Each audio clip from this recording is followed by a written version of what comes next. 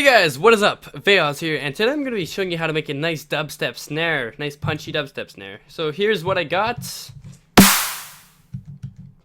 Okay, so pretty punchy, I guess.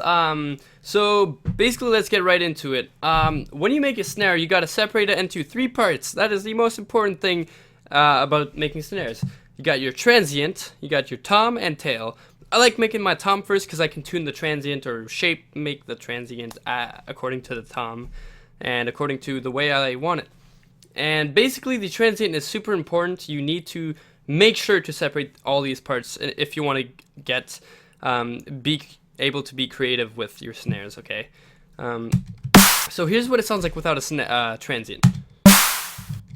Pretty weak, so transient is very important.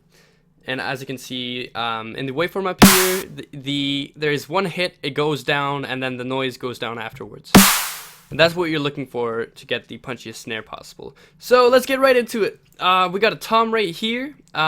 This is made out of a sine wave, so I'll just take things off so we can just get to them one by one. So I got a tom. Essentially, this is one sine wave, right, that has an envelope on it. So attack is all the way down on both of these. It's just a technical thing. I don't want any attack on here because I want it to be as punchy as possible without using compressors, or too many of them anyway. Right, so I got this little thing. Great. The decay is at 28, if you're wondering. Just a very short decay, okay? Then I have white noise. Different envelope for that. I want it to last a little longer than the sine wave. So in this case, it's at 37, the decay on the envelope here. No attack once again. Right? That's what we got. We got a little tom. And I do have a little bit of distortion on there. 53 for dry wet, and then 69 for the drive. This, don't worry about this envelope. It doesn't really do anything, to be honest. No EQing. Basically, this is a very simple tom. There's no post-processing on that itself. There is on the whole, but you know, if you want to make things unique, you can, like, you can, you know, shape this afterwards and make it sound the way you want it to. But yeah, next thing, actually that's it for the tom. So next thing I have is a transient. Right, so I shaped that in a way that kind of fits with the tom. Right, it didn't sound like this initially when I was making it, but I did mix it so that the transient is louder in the end because I want something punchy, right? So maybe it was something like this when I was first making it. But essentially, a transient, you want something clicky, right? Usually, I'll maybe sample my transients or something like that, and then high pass it a little bit so there's no like sub click. But basically, you want something clicky, and what's the best way of doing that? Pitch drop, right? Giant pitch drop. I did forget to turn off the... Actually, no. So no attack on this right here, and no attack on the main amp envelope, okay? And then I have a decay. It's at 10, okay? So it's going... I have a square saw right here. It's in the middle, about... Right, and then I have a giant pitch drop from 64 back down to 0, and that's what creates a great transient for a snare. What you can do is use transients from other snares if you want, which are usually done somewhat like this, or you can just use any kind of waveform that's kind of clicky, right? Like any waveform really. If you can find a way of making it click and work, it's good, right? As long as it's good. Sounds good, it is good. So that's the kind of concept right here. So yeah, that's basically it. I think I have a restart gate on here and on the tom, by the way, just to note. Okay, so yeah, that's it for the transient. Actually pretty simple. Next thing I have is a tail. Okay, so that's just some kind of noise, right? To it can be like a crash, and it's just to make it sound natural, because real snares have some kind of a tail, right? So essentially this is made out of one noise oscillator by Massive, and I did have a little bit of an attack here. Okay, so it's at 19. Didn't want it to start right away, and I'll actually get to that in just 1 second. But basically I shaped it with filters like band reject and all pass, mixed both of them in, and after that I have an EQ and a reverb, okay? EQ and reverb on there. I mixed the reverb a little bit down. Don't want too much of that. But yeah, that's basically it. Noise, shape the noise, and EQ reverb or whatever. Make it unique.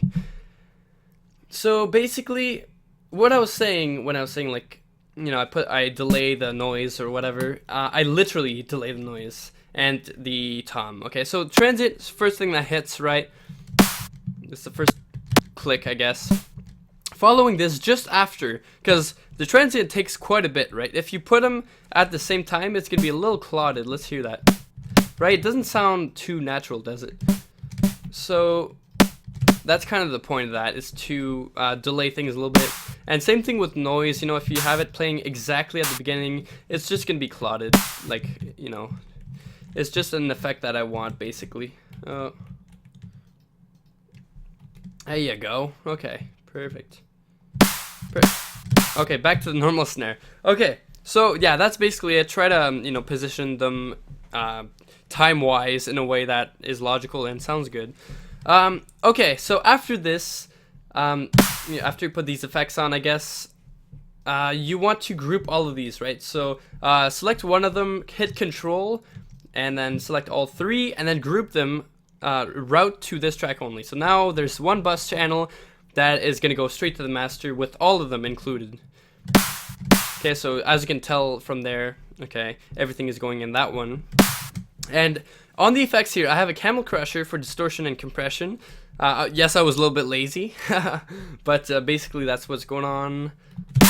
I like the sound of Camel Crusher, it's pretty cool. But essentially you can do soft clip, distortion, compression, things like that. I love Camel Crusher, I can't lie. And after that, I have an EQ to boost the area, the general area where the peak is happening. Because I don't want to have that, you know, I don't want it to be straight up one pitch. I want it to be like a hit, you know, so that's the logic behind that. And following this is interesting. Okay, so I kind of learned that a little bit by messing around, as per usual. But basically, I have ozone on my master for my snare.